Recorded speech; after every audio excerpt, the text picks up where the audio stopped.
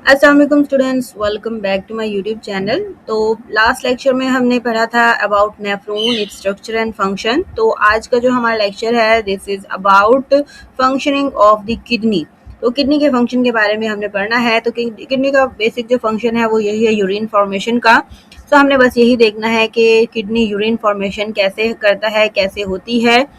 So, kidney controls the chemical composition of blood. They take waste materials from blood and convert them to urine. It occurs in 3 steps.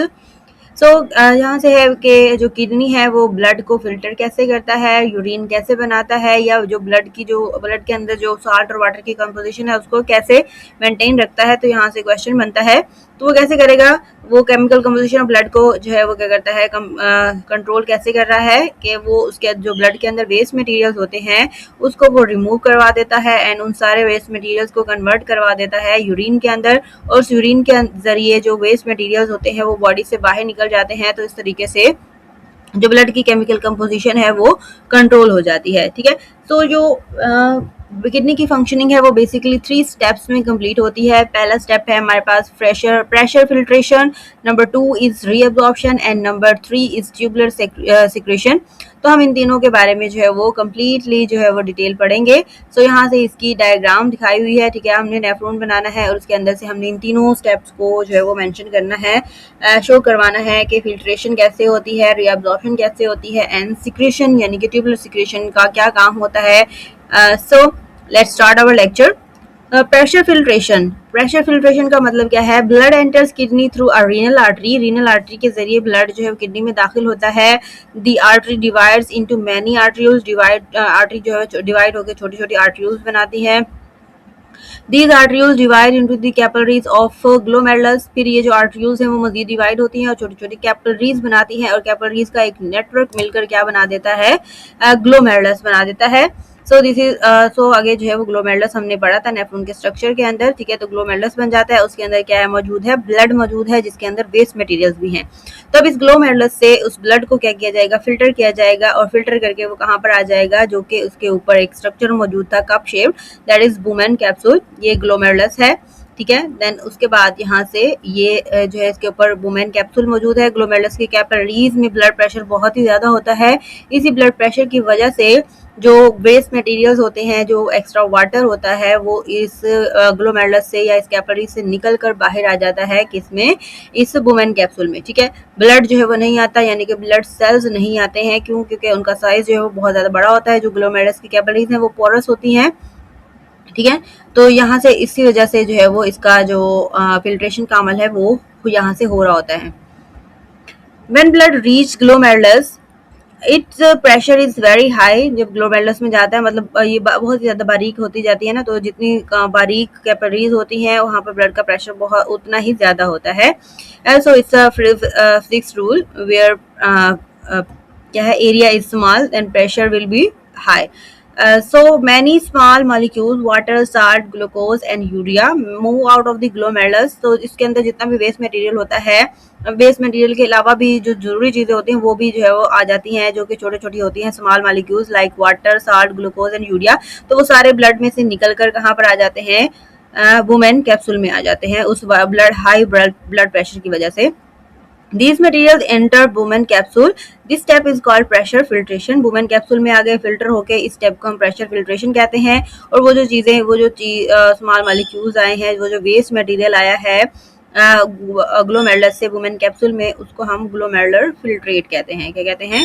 Glomerular filtrate. Filter material in women capsule is called glomerular filtrate. It is about 20% of the blood plasma that enters the glomerulus.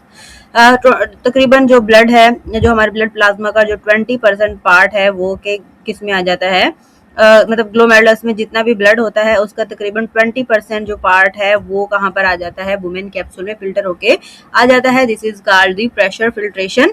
सो अभी मैंने आपको बताया था कि जो blood cells हैं या जो प्रोटीन्स हैं या बड़े मॉलिक्यूल्स होते हैं वो वहाँ से फिल्टर नहीं होते हैं। रीज़न क्या है? थ्रू यहाँ पर the blood cells and proteins are not filtered through the glomerular capillaries because they are relatively larger in size. तो वो साइज में बहुत ज़्यादा बड़े होते हैं, और जो ग्लोमेरुलस की कैपिलरीज में जो पोर्स होते हैं वो बहुत छोटे होते हैं, तो इसलिए सिर्फ स्मॉल मॉलिक्यूल्स ही वहाँ से फिल्टर होते हैं, लार्ज मॉलिक्यूल्स नहीं होते हैं। ठीक है। तो ये भी इंपॉर्टेंट जो है वो शॉर्ट क्वेश्चन है, इसको भी आप लोगों ने याद रखना है। हमारे एक्सरसाइज में भी ये क्वेश्चन जो है वो आया हुआ है।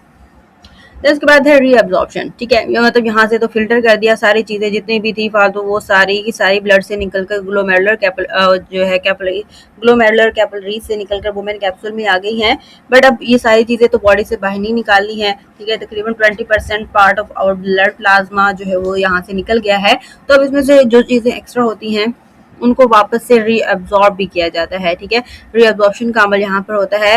The glomerular filtrate moves to the next part of the nephron. जो ग्लोमेरुलर फिल्ट्रेट है वो कहाँ पर जाएगा? Next part of the nephron means के रीनल ट्यूब्यूल में चला जाता है यहाँ से। ठीक है, ग्लोमेरुलर कैपिलरी से वो कहाँ पर आ गया है? वुमेन कैप्सूल में आ गया। फिर वुमेन कैप्सूल से नेक्स्ट जो पार्ट है यानी कि रीनल कॉर्पस्कल से निकल के वो रीनल ट्यूब्यूल में चला जाता है। तो रीनल ट्यूब्यूल में के पहले पार्ट में जाएगा वो, दैट इज प्रॉक्सिमल ट्यूब्यूल।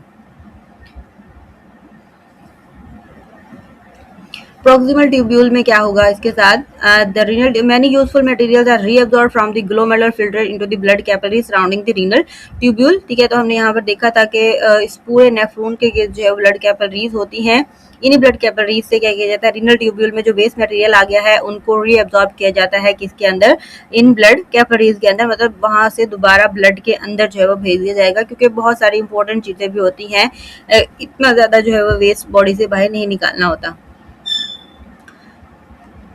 अब हमने देखना है कि रीनल ट्यूब्यूल के 3 पार्ट्स होते हैं, that is proximal tubule, lobe of Henle and distal tubule. तो इन तीनों से अलग अलग जो है वो चीजें रीअब्सॉर्ब की जाती हैं। तो वो कौन सी हैं वो हमने अलग से याद रखनी है कि proximal convoluted tubule, large amount of water, nearly 100% of glucose and amino acid and most of the salts are reabsorbed. ठीक है, ग्लूकोज तो सारी की वापस आ जाती है। ठीक है, सारी मतलब वो स्मॉल मॉलिक्यूल होने की वजह से वो वहां से फिल्टर हो गई थी, अदरवाइज उसको यूरिन के जरिए बॉडी से बाहर निकालने की जरूरत नहीं पड़ती है, तो यूजफुल होती है।